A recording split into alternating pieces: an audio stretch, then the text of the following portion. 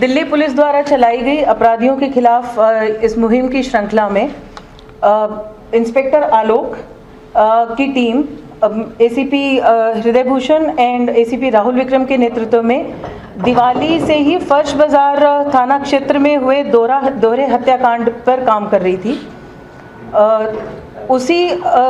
इन्होंने दिवाली के जब ये फर्श बाजार में दोहरा हत्याकांड हुआ था उसी समय से इन्होंने टेक्निकल इनपुट्स ह्यूमन इंटेलिजेंस जो इन्होंने लगा रखी थी उस पर ये भरसक प्रयास कर रही थी इनकी टीम। और उसी के चलते आज सुबह एक हमें जानकारी हासिल हुई कि उस दोहरे हत्याकांड में जो मुख्य आरोपी था सोनू एलियस अनिल एलियस मटका, उसके अपने गांव बागपत जाने के बारे में हमें एक सूचना प्राप्त हुई। तो हमने अपनी एक टीम को बागपत की ओर रवाना किया क्योंकि कार्यक्षेत्र ये यूपी में पड़ता है। तो ये सूचना यूपी पुलिस से भी साझा की गई और यूपी पुलिस ने उनकी एसटीएफ हमारे साथ इस कार्य में उसको ढूंढने में हमारे साथ आई। जब हम उसका पीछा कर रहे थे हमारी टीम जो इंस्पेक्टर आलोक के नेतृत्व में, तो मेरठ बाईपास पे एक वेदव्यासपुरी एरिया है, उसके आसपास जब उसको घेरा तो उसने फायरिंग शुरू कर दी पुलिस पार्टी पे। और उसी दौरान जब अपनी बचावी फायरिंग पुलिस पार्टी ने की उसमें उसे गंभीर रूप से घायल हुआ है और जब उसे हॉस्पिटल पहुंचाया गया तुरंत तो उसके बाद उसे मृत घोषित कर दिया गया। कोई अन्य चीज़ जो आप जानना चाहेंगे? मैम इसके ऊपर कितने मुकदमे थे, कौन कौन से केस हाँ, ये 2015 से एक्टिव है। 2015 से इस पे लगभग 6 जघन्य अपराधों के मुकदमे हैं जो रॉबरी के मुकदमे हैं और हत्या के मुकदमे इस पे हैं। ये 2021 में बेल पे बाहर आया था और उसके बाद से ये 2 रॉबरी की घटनाओं में वांछित है। अपने यहाँ की हैं, एक करोल बाग एरिया की है, दूसरी लाहौरी गेट की है। इस पे एक पे 50,000 रुपये का इनाम था और एक पे उस पे 1 लाख रुपए का इनाम घोषित किया गया था। तो और तीसरा अभी ये जो दोहरा हत्याकांड हुआ फर्श बाजार का दिवाली के अवसर पर, तो उसमें ये वांछित था।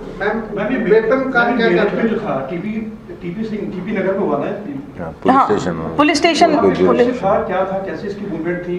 देखिए, एसटीएफ को भी कैसे बारे में जानकारी थी? इस बारे में एसटीएफ से तो सूचना हमने साझा की थी क्योंकि हमारी टीम इसको बहुत समय से ट्रैक कर रही थी। ये उस एरिया में कब से था, ये कुछ चीज़ें हैं जो इन्वेस्टिगेशन का विषय है अभी, क्योंकि ये इंसिडेंट हुआ है तो इसके बाद जैसे ही कुछ आगे फर्दर इन्वेस्टिगेशन होती है उसमें जो जानकारी होगी वो आपसे साझा कर ली जाएगी। इसके पास से क्या क्या बरामद की? इससे जो बरामदगी हुई है वो 2 पिस्टल मिली हैं हमें, 1 मोटरसाइकिल मिली है और 13 लाइव कार्ट्रिजेस मिले हैं। हम क्या ये हाशिम बाबा गैंग से जुड़ा हुआ था और एक जो गैंगस्टर विदेश में बैठा हुआ है उसके साथ इसका क्या लिंक था? क्या उनके कहने पर भी इसने किसी वारदात को यहाँ अंजाम दिया था? देखिए, जो शुरू की इसकी गतिविधियां थी जब इसने क्राइम वर्ल्ड में एंटर किया तो ये हाशिम बाबा से जुड़ा हुआ था। परंतु जो अभी की हमारी जानकारी है उसके हिसाब से राशिद केबल वाला है बाहर जो बैठा हुआ है, उसके कहने पर इसने जो मर्डर किया है फर्श बाजार के, वो उसके कहने पर वन ऑफ द रीजंस वो ये था। डबल मर्डर के पीछे की मैडम यमुना पार्क के जितने बुकी उनसे तो हाशिम ये जो राशिद केबल वाला है ये पैसे लेता है और वो राशिद केबल वाला तो हाशिम बाबा से जुड़ा हुआ है, तो इंडायरेक्टली तो हाशिम बाबा का आदमी हो गया ना मैम ये। पॉसिबली इस तरह की चीज़ें शायद गैंग वॉर्स में होती रहती हैं इनके बीच में कि जब किसी चीज़ में इनके इंटरेस्ट क्लैश होने लग जाते हैं तो आपस में इस तरह की अमूमन लड़ाइयाँ देखी गई हैं।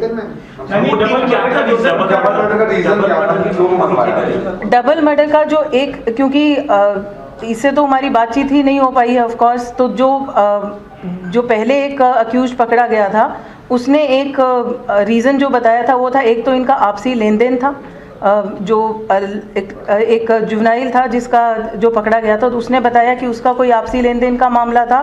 दूसरा इस सोनू मटका की जो डिसीज था उससे एक कोई लड़ाई थी और तीसरा राशिद केबल वाला के कहने पे इसको इसने राशिद के मर्डर मरने का क्या था, उसने क्यों इसको ये मारा? देखिए, इसके बारे में अभी मैं पुख्ता तौर से आपको कुछ भी नहीं बता सकती। अभी जो दूसरे फर्श बाजार में एक और मर्डर हुआ है, क्या उससे ये लिंक है दीपावली को ही है? देखिए, इसमें इन्वेस्टिगेशन में ये अभी ये तो जब दूसरे जो अपराधी हैं जब वो पकड़े जाएंगे तभी मैं ये बात आपको पुख्ता तौर पे बता पाऊंगी।